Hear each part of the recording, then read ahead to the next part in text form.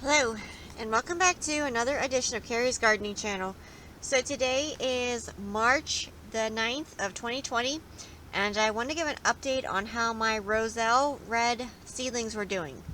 Now, my first batch that I started when I showed you how to start them in my video, my channel for how to start the seeds, unfortunately, most of those but one, I lost them. A few things that happened.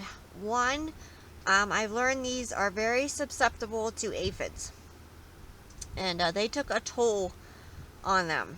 And unfortunately, most of them I lost. What happened was my dad wanted his edible sweet potato plants kept in the greenhouse over the winter time, and unfortunately, those things are aphid magnets.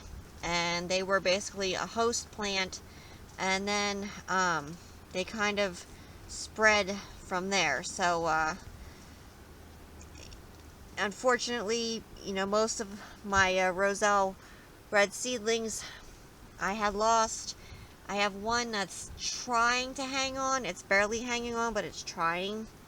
So I was experimenting with different ways to start the Roselle red hibiscus from seed, and I found that the Jiffy expandable peat pellets work best for me. And that's how I did all of these here. And I have some other ones in another spot in the greenhouse. And what I did was I waited until the roots started coming out of the peat pellet, and then I went ahead and transplanted them into a larger container. Now I used some Eco Scraps 555 all-purpose plant food.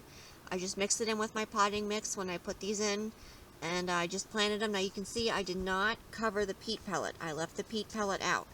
And these are a lovely green color.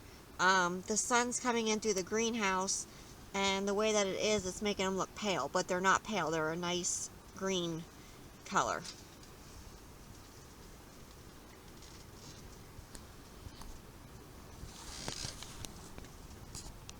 And I'm really looking forward to getting to try these this year. Now, I am going to keep these in the greenhouse.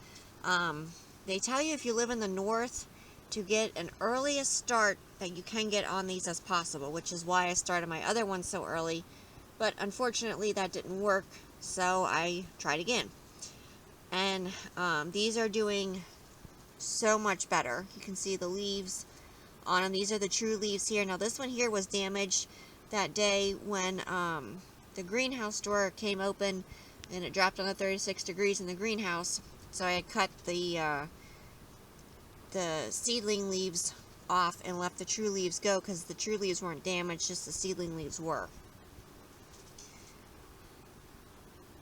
So as these continue to grow, I'll come back with more videos and I'll show them to you. Now, another thing that I did learn with this, they do like to be kept drier. And that was another mistake that I made. I had over-watered them. This is a new plant for me, so I'm learning how to grow this. And I've read that on a few different things where people said that if you overwater them, they will not survive. So that is something to keep in mind. So I'm trying to keep my seed starting mix moist. And I let it just a teensy dry on top, and then go ahead and I water them. So as these continue to grow, I'll come back with more videos and I'll show them to you. So if you like my video, please like, comment, subscribe. Please don't forget to hit the little notification button. That tells I put a new video on. You can also follow me on Twitter. I'll have a link down in the description for my Twitter account. Thank you for watching, and hope you have a nice day. Bye!